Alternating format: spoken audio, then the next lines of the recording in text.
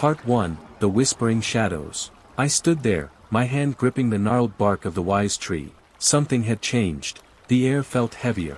The whispering winds that usually carried the answers to the villagers' questions were gone. I had spent my whole life helping others find solace beneath this tree, but today, something felt off. As I leaned closer, I saw the tree's bark shimmer. A flash of light. A pulse, almost like a heartbeat. I stepped back, my breath catching in my throat. It wasn't just the wind anymore. It was as if the tree itself had a secret, and it was now speaking to me. The villagers always came with their questions, their problems, their doubts, and I had always been the one to provide them with clarity. But now, after all these years, I felt like the one with a question. Who, or what, was really behind this tree's power? The whispers I'd been hearing for decades didn't make sense anymore. They were no longer just the voices of the people. No, these whispers carried something darker, deeper, something ancient. And now, I couldn't shake the feeling that the answers I had been giving to others were a lie. Was it all just coincidence? Or was the tree alive? I couldn't ignore it. Not anymore. That night, I packed only the essentials, a cloak, some water, and a journal to record what I would surely find. I couldn't shake the suspicion that my time had come.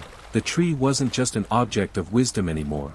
It was a living enigma, and I needed to understand it. So, I set off on a journey to uncover the truth about the tree's power, and about myself. Part 2, The Old Map. I didn't tell anyone where I was going. I couldn't risk anyone stopping me. There was no turning back.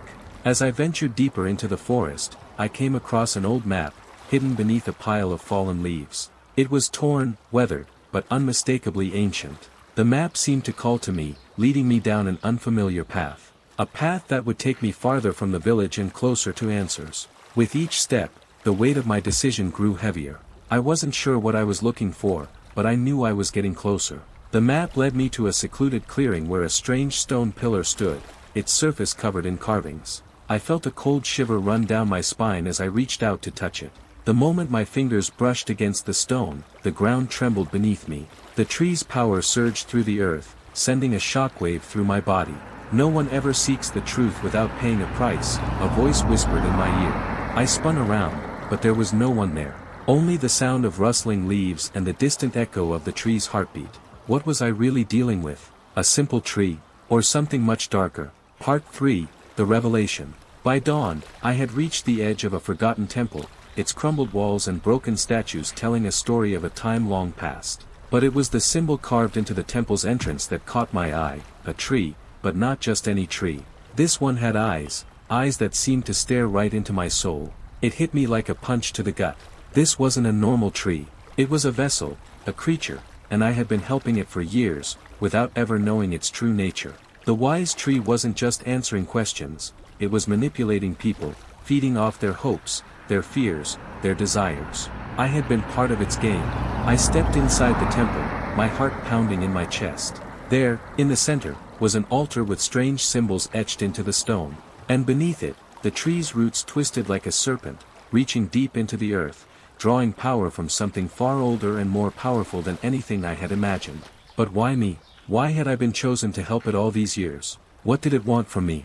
As I knelt before the altar, the air shifted. I felt the presence of something ancient and terrifying, its power growing stronger with every breath I took. I realized, too late, that the tree's game was far from over. The moment I touched the altar, the true cost of seeking answers would be revealed. And there was no way out. Part 4, The Price of Truth. I was no longer alone.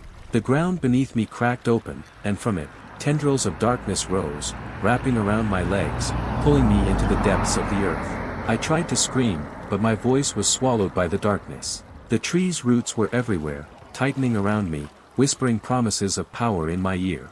You've always known the truth, the voice said, now unmistakably the tree's. You just had to find it for yourself. But the truth was a prison, and I realized too late that I had unknowingly sold my soul to the tree long ago. I had sought answers, but now, I was trapped, just like the villagers before me. My life, my existence, had been a part of the tree's game all along. And now, it was time to pay. Part 5, The Unraveling. I was suffocating in the darkness. The roots of the tree pressed against my chest, and every breath felt like it could be my last. The whispers in my ears became louder, more insistent. They weren't just words anymore, They were commands, promises, and threats all at once. You sought knowledge, and now you will serve me, the tree's voice echoed through my mind. I fought against the roots, struggling to free myself, but the harder I pulled, the tighter they became. Panic set in. My heart pounded in my chest as the realization sank in, there was no escape. But then, something changed. A sharp, searing pain shot through my hand. I looked down, and to my shock, the ground had begun to crack open. The altar I had knelt before pulsed with an eerie light, sending waves of energy through my body.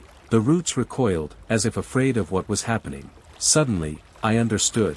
The tree wasn't just feeding on people's desires, it was feeding on their fear. And the only way to stop it was to confront it directly.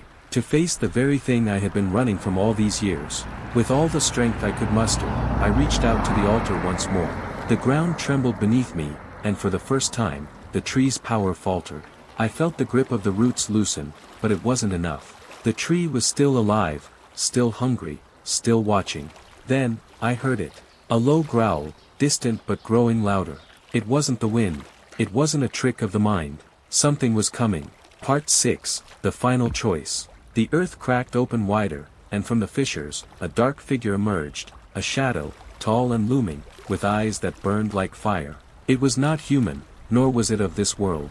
It was the manifestation of the tree's hunger, a creature born from the very darkness the tree had nurtured. I was frozen, unable to move. The figure stepped closer, its eyes locking onto mine. There was no fear in its gaze, only a cold, calculating hunger. "You've done well to come this far," it whispered.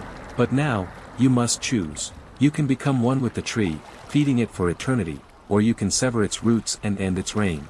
The choice was simple, but the consequences were far from it. If I joined the tree, I would be lost to the world, my soul consumed, my body a vessel for its power. If I severed its roots, I might destroy everything, including myself. I took a deep breath, feeling the weight of my decision settle upon me.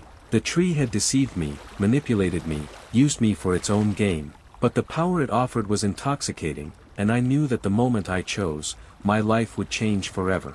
But the tree had made one fatal mistake. It had underestimated me. I had already seen its true face. I had already felt its grip on my soul.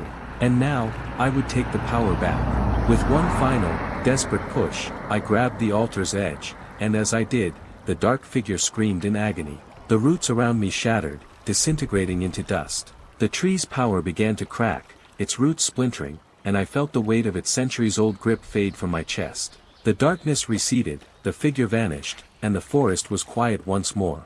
But as I stood there, panting and bruised, I realized something chilling. The tree was not dead. It was only sleeping, waiting for the next fool to come along. And I had become that fool. I had severed the tree's roots, but I had also opened a door that would eventually lead someone else to the same deadly choice. The cycle would continue, and I would not be the last to seek its power. The only question left was, who would be next? Part 7, The Aftermath. The village looked the same. The sun still rose over the horizon, casting its warm golden light on the familiar paths, the rooftops, the fields. But everything felt different. The air was too quiet, the wind too still. As I walked through the streets, I could feel the weight of every gaze, every whisper. The villagers had always depended on the tree, and they didn't know it had been a lie. They didn't know the price they had paid for the answers it gave them. I had hoped that when the tree's roots were severed, everything would go back to normal. But it wasn't that simple. The power I had released wasn't just confined to the tree, it had seeped into the very fabric of the town, into the hearts of the people who had sought its wisdom for so long. They were no longer just innocent victims. They were complicit in the darkness that had consumed us all. As I made my way to the center of the village, the old tree stood there, silent and still. It looked harmless, its twisted branches reaching toward the sky, but I knew better now. Its roots had burrowed too deep, its influence too ingrained in this place. And as much as I had destroyed, I couldn't erase the past. A shadow moved in the corner of my eye, and I turned to see a young woman standing by the tree, her eyes wide and searching. She was like the others, lost, seeking answers that only the tree could give. But now, I understood. The tree didn't offer answers, it fed on the search for them. "What are you looking for?" I asked her, my voice low, careful. She looked at me, her face a mixture of confusion and hope. "I need to know. I need to understand. I've heard stories. The tree knows everything. It can solve anything, can't it?" I shook my head slowly, a wave of sadness washing over me. She was just like I had been, just like all of them, searching for answers without knowing the cost. No, it doesn't. It never did. She stepped closer, her eyes pleading. But, why? Why would you say that? The tree has helped everyone here. I glanced at the tree again. It was still, waiting, but I knew what would happen if she approached it. The cycle would continue. She would become another piece in the puzzle, another soul lost to the tree's hunger. You don't understand, I said, my voice tightening. The tree feeds on your hopes, your fears, your dreams. It doesn't give you answers, it takes something from you, something you can't get back. She took a step back, the fear creeping into her eyes. But, what do I do now? I didn't know how to answer her. I didn't have the solution. There was no easy fix. I had thought I could destroy the tree, sever its roots, but I had only delayed the inevitable. The cycle would keep repeating itself, as long as the villagers kept coming. And as long as the tree remained, so would the curse. I looked around the village, at the familiar faces of those who had relied on the tree for years, for decades. What choice did they have now? They had been bound by its power, and even now, the grip of its influence was too strong to break. The tree wasn't just a part of the village, it was the village. It was the heart of everything, the source of every question, every fear, every hope. And now, it was up to me to find a way to stop it. To sever the cycle once and for all. But how? How could I fight something that had been here longer than I had? Something that had woven itself into the very soul of this place. As the sun began to set, I made a vow to myself. I wouldn't let the cycle continue. I wouldn't let the tree consume anyone else. But I also knew that this wasn't a fight I could win alone. Part 8, The Final Confrontation. The forest was dark, far darker than it had ever been before. The trees were silent, the wind still. I knew this would be my last journey, the one where everything would either end or spiral into even more chaos. I had to confront the heart of the tree. The roots beneath the earth had been severed, but the heart of the creature remained untouched. It was time to go deeper, to the source of its power, to the place where the whispers began. With every step I took, I could feel it, like a pulse in the ground beneath me. The tree, alive, aware, watching. I reached the temple again. The carvings on the walls had changed, shifting, as if they were adapting to the changes I had caused. But the altar was still there, still pulsing with that strange, dark energy. The tree's influence had already begun to creep back, and I knew I had little time. But this time, I was ready. This time, I had something the tree didn't expect, a plan. A way to cut off its power completely. The key was within the altar, the final piece of the puzzle I had been seeking. I stepped forward, placing my hands on the altar. The ground trembled beneath me, and the voice of the tree echoed in my mind. You can't stop it, it whispered.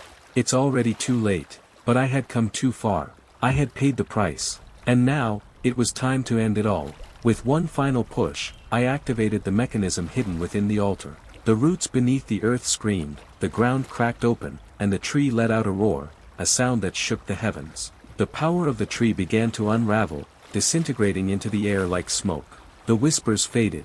The village was silent. I had stopped the tree. But as I stood there, gasping for breath, I realized that this wasn't the end. It was only the beginning. For the tree was not the only one that could be reborn. And as the sky began to darken, I knew that the curse of the wise tree would always linger, waiting for the next soul to seek it out. And I knew, deep down, that it was only a matter of time before someone else would come looking for answers. But for now, at least, the village was free. For now.